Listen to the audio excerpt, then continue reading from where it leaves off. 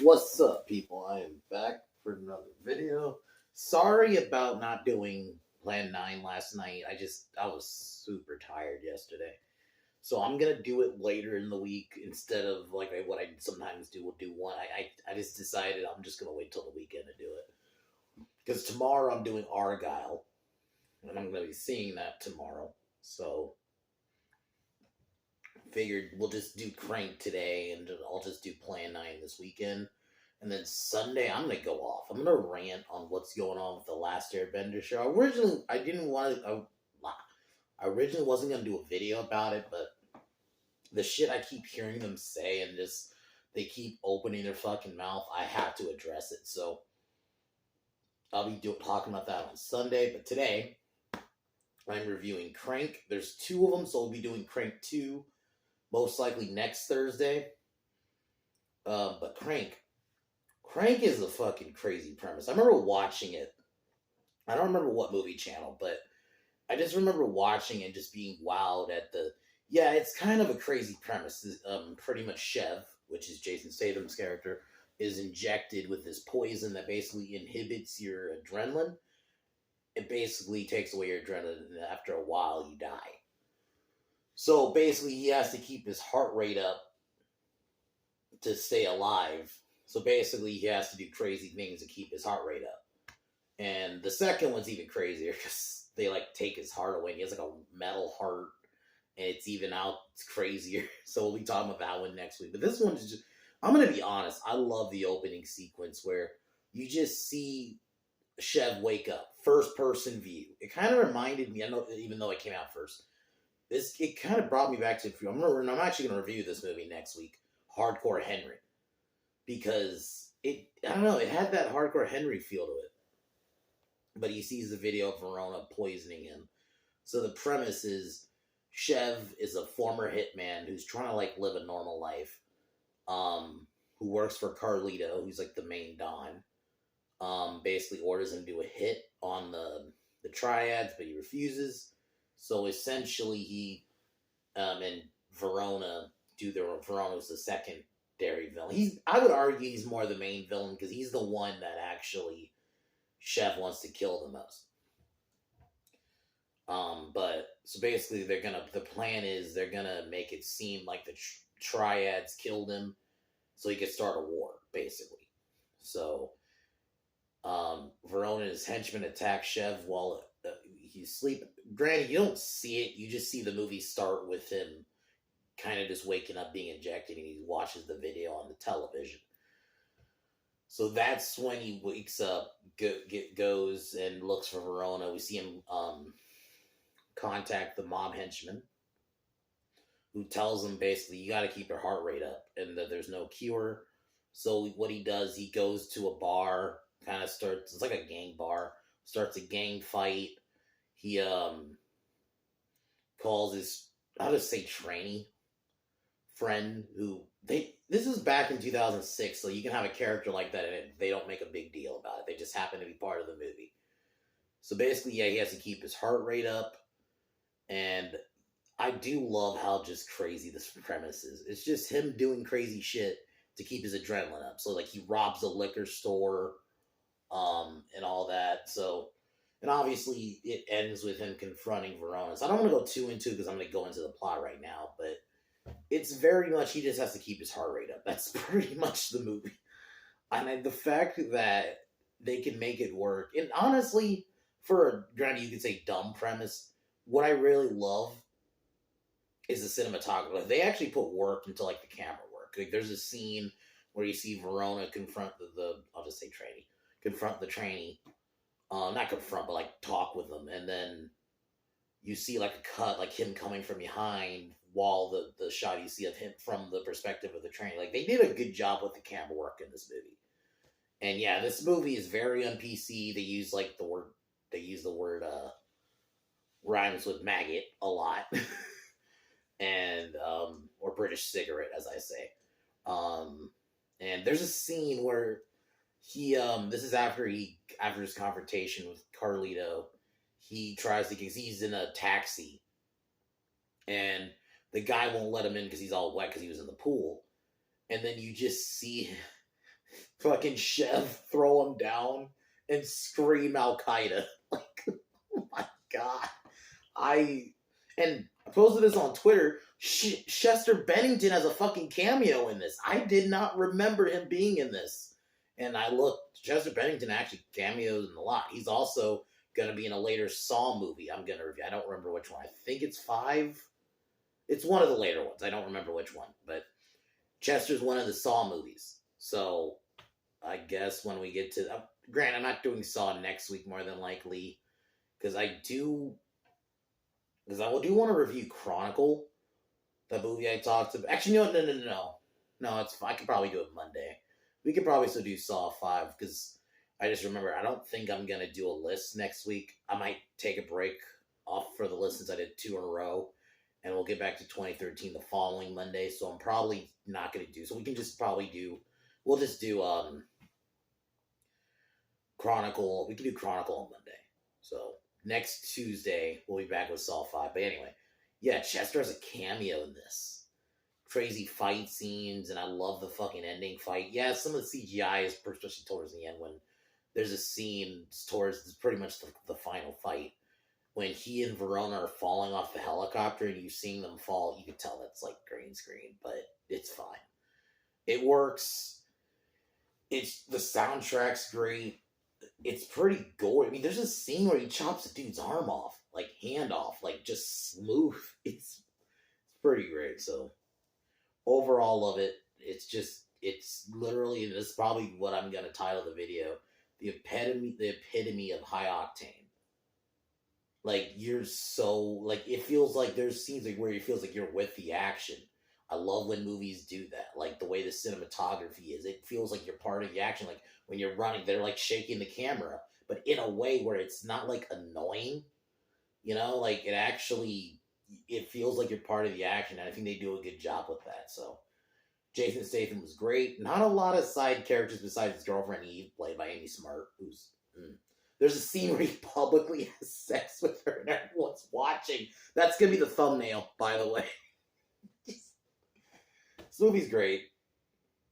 It's epitome of high octane. You're like, it is high octane to the max. That's what this movie is. So it's fucking great. So, out of 10, probably being objective, it'd probably be like a 7. But honestly, I'm gonna give it a 9. I fucking love it. I when you can make me just feel entertained, I gotta give you a 9 just because of that. Maybe 8.5. Just because, yeah, the plot, if you really think about it, doesn't make any sense, but it works. It's still a great film.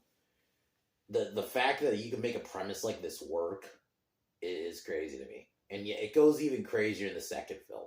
So we'll be talking about that one next Thursday. So, but yeah, Frank's great. So so tomorrow I will be reviewing Argyle. I'm hearing a lot of bad things, but I'm trying to, like, go in with my own mind, with my own opinion. So I'm seeing a lot of criticism for it, but I'm going to go in blind with my own opinion. So who knows? I might end up liking it, but hoping I do. So we'll be talking about that tomorrow. But yeah, let's get into Crank.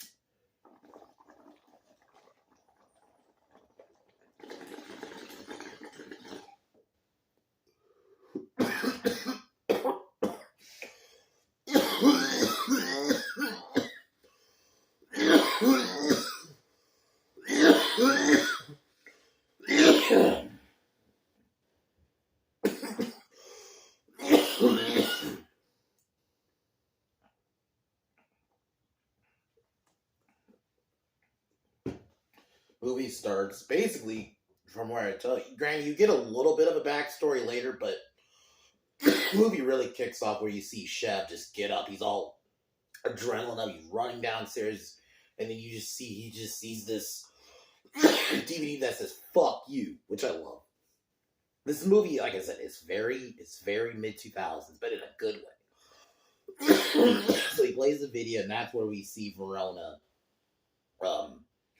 giving him the poison. Him and his boys knocked him out, injected him with this thing, And then, yeah, we get the reveal he's a former hitman trying to live a normal life. You know, he has a girlfriend, trying to do the normal life. And then this happens. So he then gets in his car, goes to a gang bar, um, picks a fight with the gang, does coke. It's just such a. This is where we get a little bit of the backstory. So he manages to get away before the gang, obviously attacks him. And then we get a motorcycle chase. Like, there's just a lot. Like, the movie just goes. It's one of those, like, high octane is the perfect word for it. Like, that's all I can really say. Like, it goes. Like, you get a car chase, and obviously he has to ditch the motorcycle. And then throughout the film, and then that's when we get the mob doctor who tells him that basically this poison induces your adrenaline, which basically means after a while you're gonna die. So basically he has to keep his heart rate up, and that's why he does all this crazy shit. And and one thing I think why it works, even though the premise is out there, is they go with it. They go all the way with it. They don't like. They're like, you know what? If we're gonna do this kind of premise, we're gonna go all fucking in, and that's what they do. Like, the way it's shot, the way just everything. It's like, you know, we're gonna go all fucking in with this movie. We're gonna do a crazy premise like this, and yeah, they make it work. Like the scene when he robs the gas. Well, he gets in a taxi, robs a gas station, and yeah, okay, I'm getting the order right. I was like mentioning he does assassinate for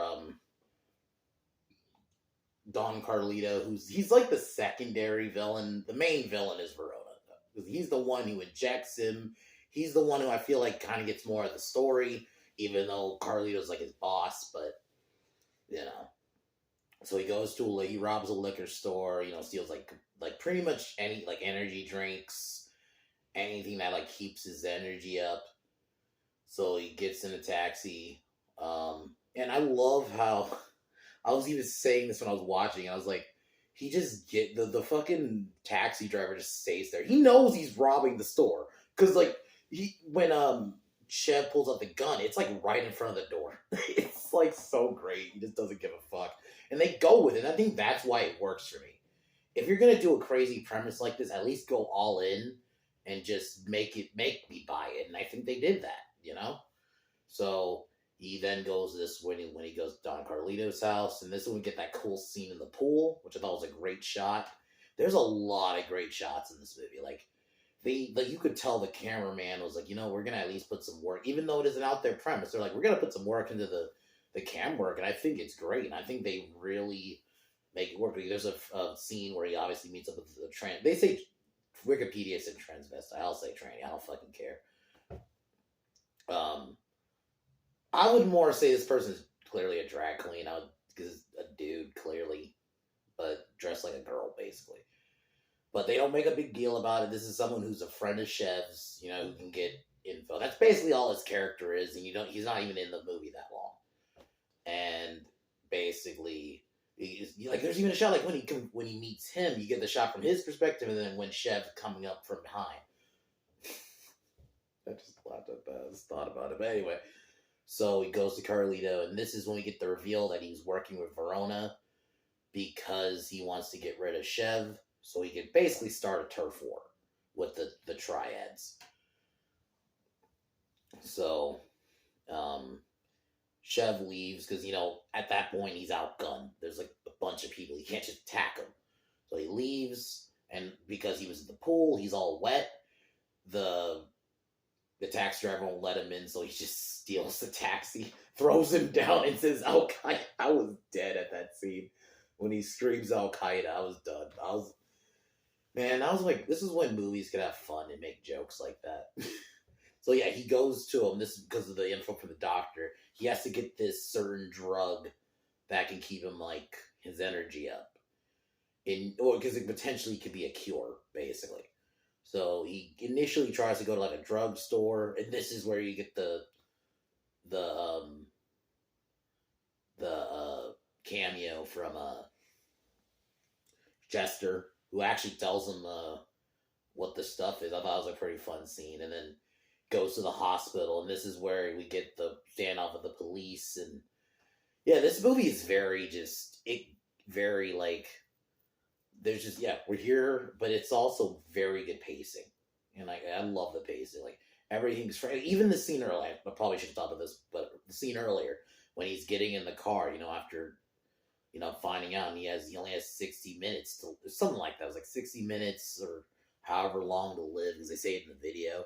But they also don't make it a bunch of they don't make it an exposition dump. Like they tell you, because technically, I guess it is exposition, but it's not like, oh, we're just gonna tell you all this to get. No, they at least they also show it. They're showing it. I mean, they show how the situation is serious. That's why everything's so fast and octane. Like when he gets in the car, you like it's frantic because it's like, dude, I only have so much to live, so much long to live. They really make you feel that the whole film, and I think that's what makes this great. I don't look at this as just kind of a dumb action movie. You could see it that way, even with the premise, but I personally think they put work into it. Like even with a movie that could be preconceived just like a popcorn movie, they just put work in. This was 2006 when this came out. I probably should now. I'm like pissed at myself for not putting this on the 2006 list, because I'll be honest, I didn't remember this being 2006, and I hadn't seen it in a while. So I think that's partially why. It's been like 3 years, 3 or 4 years, something like 3 or 4 or 5. It's between those three. It's been a while since I've seen this movie. It's even been longer since I've seen the second one. So, but yeah, and then this is where we meet Eve. We meet Eve after he gets out of the hospital or escapes the hospital with the drugs. And I thought she was a great character. For the little bit we see of her, Amy Smart, who I remember also. I remember first seeing her in Road Trip. I think it was Road Trip she was in. And yeah, she's a decent character. She was the love interest. I mean, not a lot to her character, right? But it's fine. She works.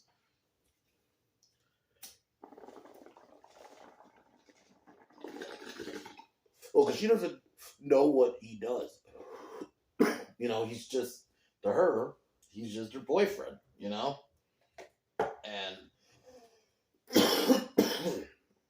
And so yeah, he goes to her and basically has to worry about Verona's people trying to get to her, and that's where we do get the scene where they attack her and he takes them out like while she's like dropped something and she's not looking, and he's like quietly taking somebody out. It's a great.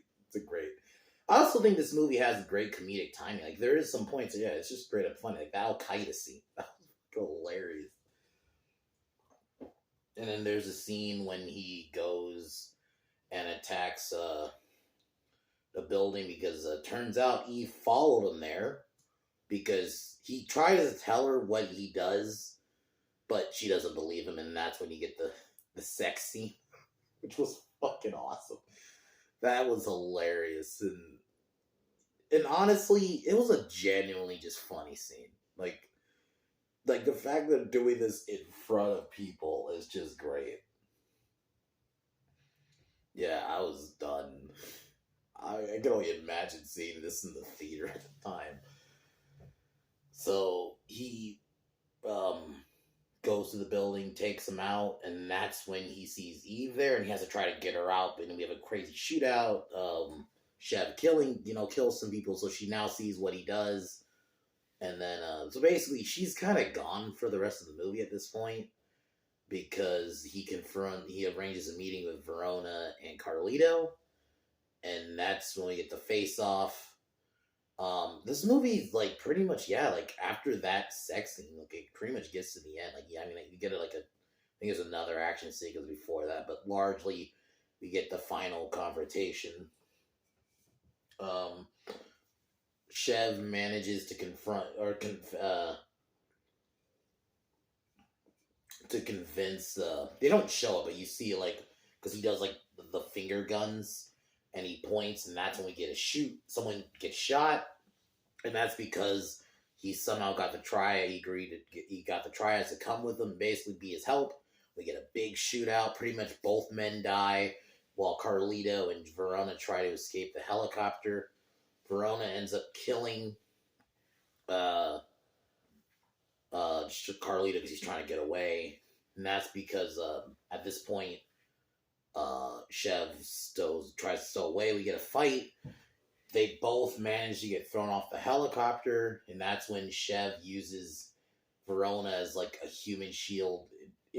Verona manages to he gets killed, and that's when Chev falls, seemingly dies, but turns out he survived because we got a crank too, which I'll get to.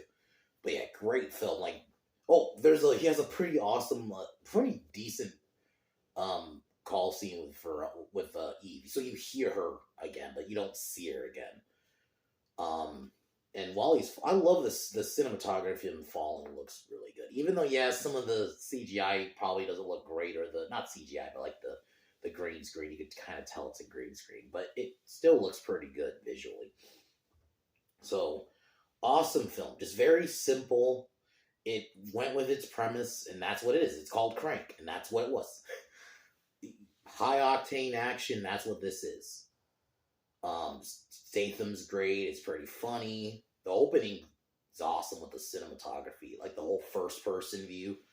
They did a pretty good job with that. I wouldn't be surprised if Harper Henry definitely got some of the inspiration from that opening scene. Because that's a great one too, but it's all first person. So, but yeah, very awesome. Just all I could really say. It's Jason Statham. He's one of the few I know a lot of people say Tom Cruise is carrying Hollywood, and I do agree. But I also do think Statham's a number two. He's one of those guys where I'm like, I know I'm gonna like it. Minus Expendables 4. But I thought I was gonna like it. But even like the Meg 2 he made work. Yeah, the Meg 2 isn't great, but he made it still a fun movie. Like, Statham knows how to just make entertaining movies. They may not all be bangers. They're not all gonna be like Wrath of Man or The Beekeeper. But, I'm okay with like ones like this. It's just high octane, but just a dumb fun movie at the same time. But then you have, he does shit like Wrath of Man or The Beekeeper, which are amazing. And not just, dumb action. It's the expend, but he's just an all-around great actor who I feel like he just makes great movies. No weird shit, no bullshit, no generic shit either. He knows how to he goes with whatever he's in. Even like the movie like The Meg, he goes all in it. Even with the movie like The Meg. So, but yeah, Crank's great. I cannot wait to do the second one because I remember that one being way more crazy. So the fact you can go crazier than this one is a miracle. So we'll be talking about that next week. Probably next Thursday, same day. Tomorrow, Argyle review. I'm hoping it's a review, not a rant. I'm hoping it's not a rant. I really want it to be good. Because, man, I'm going to be honest. This week, in terms of pop culture, has been kind of shit. I mean, first, we had the Suicide Squad kills the Justice League stuff. I'm not going to make a video on it. I guess, okay, since I mentioned it, I'll sidebar. What they did with Kevin Conroy's Batman, just shooting him in the fucking face, is so disrespectful. So we had that shit this week, and then the shit they're doing with the Last Airbender show, which I'm going to be going into on Sunday.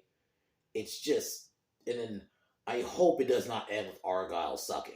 So I know I'm hearing a lot of people say it sucks, but I'm going to go with my own opinion, because I've also heard someone say, it's just good cheesy action, so I'm hoping it's that. So I'm really hoping. Fingers crossed. But anyway, so that tomorrow, Saturday, I'm going to try to do it during the day, but if not, it'll be in the evening.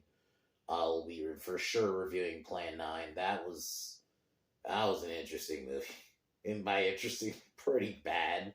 But, it's almost like you could potentially, if someone better wrote it, you could actually maybe do something with it. And I'll talk about that more on Saturday. And then Sunday, I'm going to be going on this Last Airbender shit for the series. It's like, the fact that they first want to, there's so much, even just today, the shit I had found within like an hour of just them saying the dumbest shit. I'm like, man, went from being really optimistic to now I think the show's DOA now.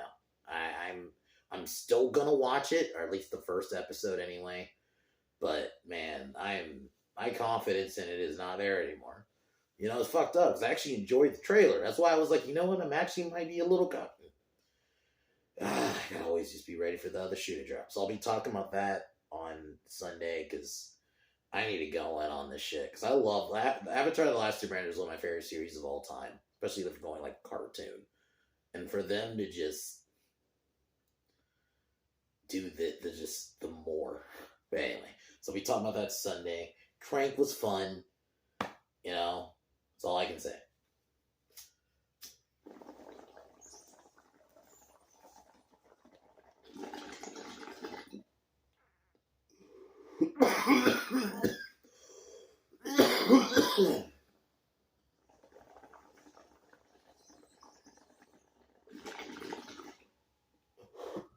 All right, y'all. Talk to y'all tomorrow for my Argyle review and or rant. We'll see. Talk to y'all tomorrow. Peace.